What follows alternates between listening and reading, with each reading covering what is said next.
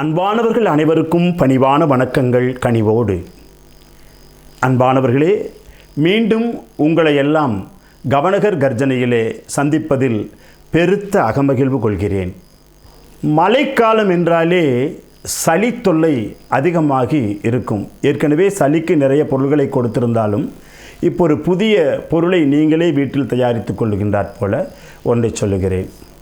அதிமதுரம், ஆடாதொடை, தூதுவளை, தும்பை, தாளிச்சபத்திரி, சித்தரத்தை, வெற்றிலை, கற்பூரவள்ளி, துளசி இவற்றை எல்லாமே சமபங்கு எடுத்துக்கொள்ளலாம். 5 கிராம் 5 கிராம் எடுத்துக்கொள்ளலாம்.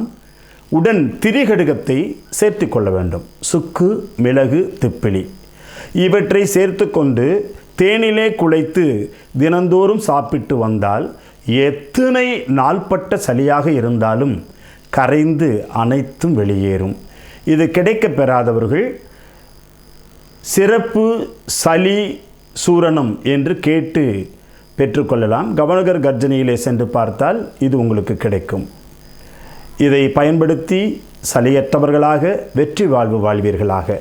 வாழ்க, வளர்க, உயர்க. பரிபூரணம். ஆத்மார்த்தமான வாழ்த்துக்கள்.